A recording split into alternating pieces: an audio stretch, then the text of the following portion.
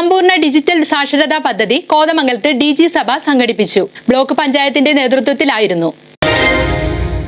സമ്പൂർണ്ണ ഡിജിറ്റൽ സാക്ഷരതാ പദ്ധതിയുടെ സംസ്ഥാനതല ഉദ്ഘാടനത്തിന്റെ ഭാഗമായിട്ടാണ് കോതമംഗലം ബ്ലോക്ക് പഞ്ചായത്തിന്റെ നേതൃത്വത്തിൽ DG സഭ സംഘടിപ്പിക്കുന്നത്.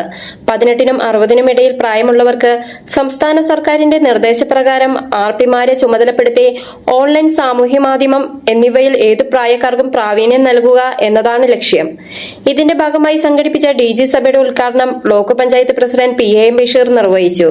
ഡിജിറ്റൽ സാക്ഷരതാ സംസ്ഥാനമായി പ്രഖ്യാപിക്കുന്നതിന്റെ ഭാഗമായി സംസ്ഥാന ഗവൺമെന്റിന്റെ നിർദ്ദേശപ്രകാരമാണ് DG സഭ കോതമംഗലം ബ്ലോക്ക് പഞ്ചായത്ത് തലത്തിൽ ചേർന്നിട്ടുള്ളത്. ബ്ലോക്ക് പഞ്ചായത്തിന്റെ പരിധിയിലെ 10 പഞ്ചായത്തിലെയും 18നും 60നും ഇടയിലുള്ള ജനങ്ങൾക്ക് ഓൺലൈനിലൂടെ വിവിധ സേവനങ്ങൾ ഇന്ന് തദ്ദേശ സ്വയംഭരണ സ്ഥാപനങ്ങൾ വഴി നൽകിയാണ്. ഈ സേവനങ്ങളൊക്കെ പരമാവധി ഓൺലൈനിൽ തന്നെ പ്രയോജനപ്പെടുത്തുന്ന തരത്തിലേക്ക് ജനങ്ങളെ കൊണ്ടുവരിക എന്ന ആശയത്തിന്റെ ഭാഗമായിട്ടാണ് DG സഭ ഇന്ന് സംഘടിപ്പിച്ചിട്ടുള്ളത്.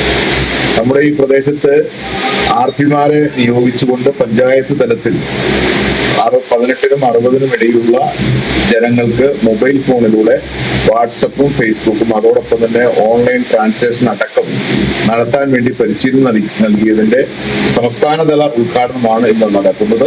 ഇത് നമ്മുടെ പ്രദേശത്തിലുള്ള മുഴുവൻ ജനങ്ങൾക്കും ഏറെ പ്രയോജനകരമായ ഒരു പദ്ധതിയാണ്. ഈ പദ്ധതിക്ക് എല്ലാവിധ ഭാവങ്ങളും നൽകുകൊണ്ട് ഈ DG സഭ ഔപചാരികമായി ഉദ്ഘാടനം ചെയ്തുകൊണ്ട് നിർത്തുന്നു. Block panchayat vice president Diana Noby അധ്യക്ഷത വഹിച്ചു.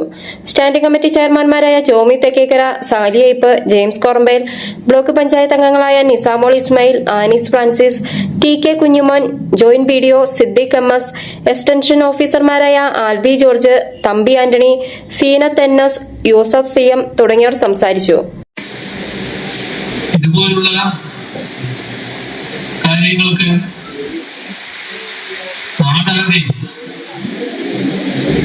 ഒന്നായി നീങ്ങേണ്ടത് എല്ലാവരെയും സഹകരിപ്പിക്കുകയും ഉൾച്ചേർക്കുകയും വേണ്ടത്. ആ ദൗത്യം കൃത്യമായി ഏറ്റെടുക്കാൻ കഴിഞ്ഞു വന്നതുകൊണ്ടാണ്